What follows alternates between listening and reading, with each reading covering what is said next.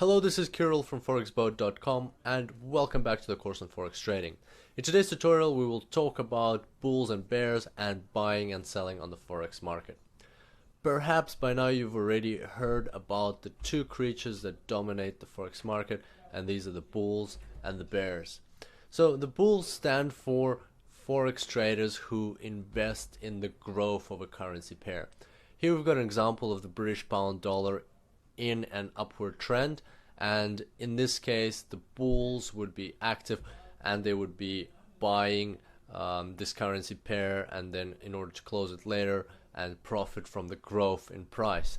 And in a minute we'll discuss the mechanics behind that. Bears are people who invest in the decline of a currency pair, and this is an example of the euro-US dollar in a downward trend. Here the bears would profit from selling this currency pair.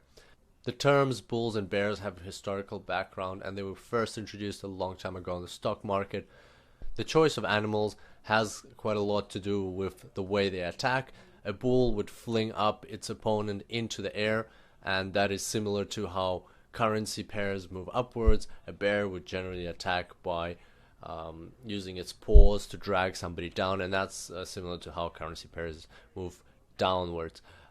There is a bit of a difference between the Forex market and the stock market, and that is because the stock market, the way it's formed, people associate bears with kind of negativity or a pessimistic approach, since the bears are selling, and when you sell a stock you think that the company is going to underperform, it's going to fail, and you want to short sell that stock, and we'll talk about short selling in one of the future tutorials. But generally that's a pessimistic kind of approach, whereas bulls are happy creatures that are aggressive, that look forward to something growing and becoming more valuable, like a stock for example.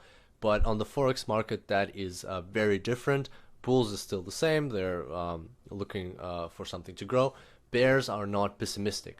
Bears just invest in the decline of a currency, but there is no actual company behind this currency. It's not a stock. So by investing in the decline of the euro-US dollar, you're just saying that the euro will drop but the US dollar will grow. So in a way you're actually investing into the growth of the US dollar. So that's something to remember, that bears are not bad. Anybody can be a bear, and moreover most traders will sometimes be a bull and sometimes be a bear. So you can buy in one case and sell in another case depending on what your analysis tells you, and we will talk more about that in the Forex analysis section of this course. Alright, moving on. Today we will talk about bulls and buying on the Forex market. Let's look at a British pound dollar example. And here we can see an upward trend. Let's assume that a bull trader bought at that point in time marked by the cross, and the transaction was conducted at a quoted price of 1.4400 for the British pound US dollar currency pair. As we recall from one of the previous tutorials, this means that at that point in time every single British pound was worth $1 American dollar and 44 American cents. Then let's assume that the trader waited for some time and closed his transaction at the price marked by the second cross, and the quoted price at the time was 1.5950. So this bull trader knows what he's doing, and he made money through this transaction on the Forex market. Let's understand how exactly that happened. Let's look at the mechanics behind it. So let's assume that the bullish trader had $1,000 to invest, which he put into the British pound at a quoted price of 1.4400. Now, as we did previously, let's simplify this example by replacing the British pound with apples, because apples are also tangible. We can hold them, count them, measure them, weigh them up, and we can always replace the base currency with apples to simplify things.